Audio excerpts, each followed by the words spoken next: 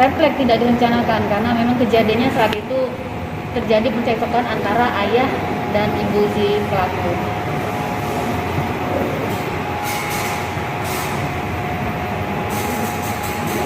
Ya, cenderung kejadiannya seperti itu karena memang antara ayah dan ibunya sering terjadi percekcokan dan anaknya beberapa kali melerai ternyata masih sering terjadi, dan saat itu mungkin di luar dari kesadaran si anak bergerak melakukan tindakan yang di luar dari kesadarannya.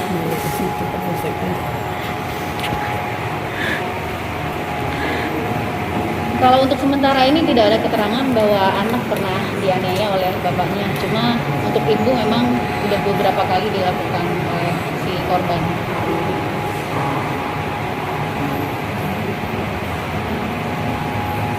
Nah, kebetulan sampai dengan hari ini kita sudah berusaha beberapa kali mendatangi istri korban, keluarganya. Dari pihak keluarga sendiri tidak mau melakukan memberikan keterangan ataupun membuat laporan ke pihak polsek, sehingga kita juga memerlukan waktu. Kemarin kita tetap tindak lanjuti dengan membawa pelaku ke polsek. Selanjutnya kita proses secara hukum sebagaimana prosedur, tetap kita lakukan penyidikan untuk kita mintai keterangan lebih lanjut.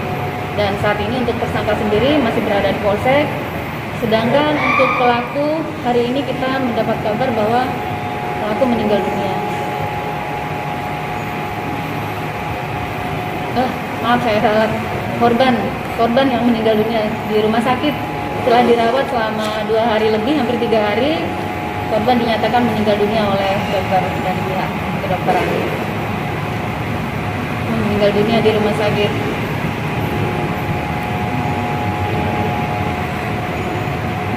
Kalau penganiayaan itu sendiri memang berulang. Setiap kali ada kejadian mereka sudah terbiasa melakukan percekcokan, namun tidak sampai separah hari itu.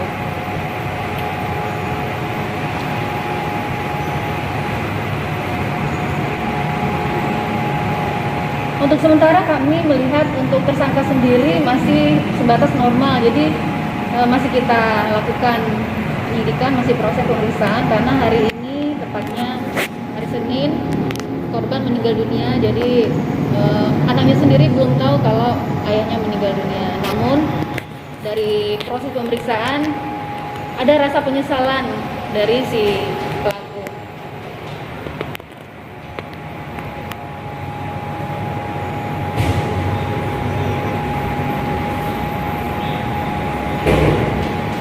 Untuk sementara kita masih menerapkan untuk pasal hukumnya, kita terapkan ke 351 KUHP.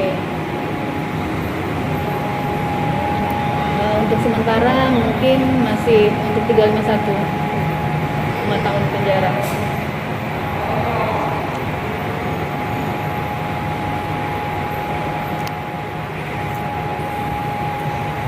Cek.